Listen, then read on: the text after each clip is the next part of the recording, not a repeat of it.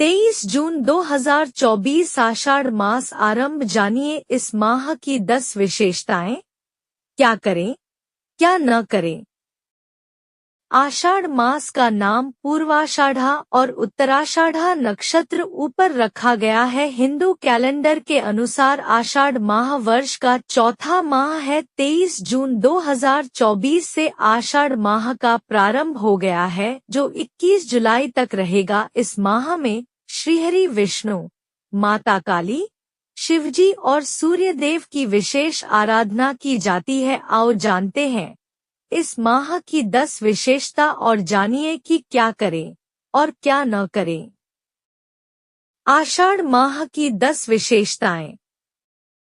एक, किसानों का माह। कृषि के लिए ये मास बहुत ही महत्वपूर्ण माना जाता है, क्योंकि इसी माह से वर्षा ऋतु की विधिवत शुरुआत होती है। 2, स्वच्छ जल ही पिएं। पौराणिक मान्यता के अनुसार इस माह में जल में जंतुओं की उत्पत्ति बढ़ जाती है, अतः इस माह में जल की स्वच्छता का विशेष ध्यान रखना चाहिए।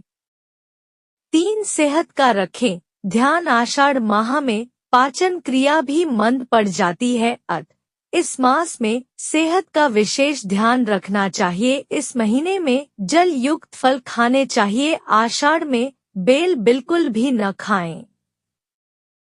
4, विष्णु उपासना और दान। आषाढ़ मास में भगवान विष्णु की पूजा करने से पुण्य प्राप्त होता है। आषाढ़ मास के पहले दिन खड़ाऊं, छाता, नमक तथा आंवले का दान किसी ब्राह्मण को किया जाता है। 5, सो जाते हैं देव। इसी माह में देव सो जाते हैं। इसी माह में देवशयनी या हरिशयनी एकादशी होती है। इसी दिन से सभी तरह के मांगलिक और शुभ कार्य बंद हो जाते हैं।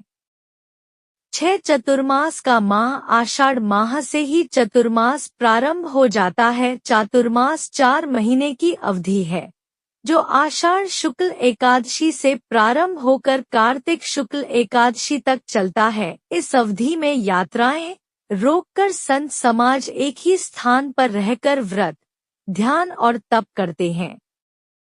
7, कामना पूर्ति का माह। इस महीने को कामना पूर्ति का महीना भी कहा जाता है। आषाढ़ माह की पूर्णिमा को गुरु पूर्णिमा का महान उत्सव भी मनाया जाता है। वर्ष के इसी मास में अधिकांश यज्ञ करने का प्रावधान शास्त्रों में बताया गया है। 8, गुप्त नवरात्रि का माह। वर्ष में 4 नवरात्रि आती है, माघ, चैत्र, आषाढ़ और अश्विन। चैत्र माह की नवरात्रि को बड़ी या बसंत नवरात्रि और अश्विन माह की नवरात्रि को छोटी या शारदीय नवरात्रि कहते हैं। दोनों के बीच 6 माह की दूरी है। बाकी बची 2 आषाढ़ और माघ माह की नवरात्रि को गुप्त नवरात्रि कहते हैं। आषाढ़ माह में तंत्र और शक्ति उपासना के लिए गुप्त नवरात्रि होती है। 9, मंगल और सूर्य की पूजा। इस माह में विष्णु जी के साथ ही जल देव की उपासना से धन की प्राप्ति सरल हो जाती है, और मंगल एवं सूर्य की उपासना से ऊर्जा का स्तर बना रहता है। इसके अलावा देवी की उपासना भी शुभ फल देती है। 10, गुरु पूर्णिमा का महत्व। आषाढ़ मास की पूर्णिमा तिथि को बहुत ही खास माना जाता है। आषाढ़ मास की पूर्णिमा तिथि को ही गुरु पूर्णिमा, व्यास पूर्णिमा का पर्व मनाया जाता है। आषाढ़ माह में क्या करें और क्या नहीं करें।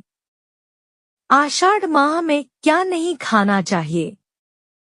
1, आषाढ़ में किसी भी प्रकार का साग, पत्तेदार भाजियां बिल्कुल नहीं खाना चाहिए। 2, इस माह जहां तक हो सके तेल वाली चीजें कम खाना उचित रहता है। 3, इस माह बिल्कुल भी बेल नहीं खाना चाहिए। 4, आषाढ़ में मांस, मछली का सेवन नहीं करना चाहिए। 5, इन दिनों शराब, मदिरा और अन्य नशीले पदार्थों से दूर रहना चाहिए। 6, इस महीने बैंगन, मसूर की दाल, गोभी, लहसुन और प्याज का सेवन नहीं करना चाहिए। 7, आषाढ़ का महीना धार्मिक दृष्टि से अधिक महत्व रखता है।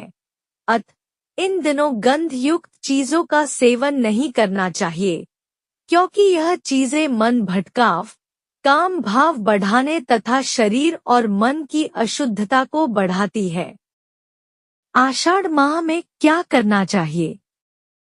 देव पूजा। आषाढ़ माह में भगवान विष्णु, सूर्यदेव, मंगलदेव, दुर्गा और हनुमान जी की पूजा करने का दोगुना फल मिलता है। आषाढ़ मास में भगवान विष्णु की पूजा करने से पुण्य प्राप्त होता है। इस माह में विष्णु जी के साथ ही जल देव की उपासना से धन की प्राप्ति सरल हो जाती है और मंगल एवं सूर्य की उपासना से ऊर्जा का स्तर बना रहता है। इसके अलावा देवी की उपासना भी शुभ फल देती है।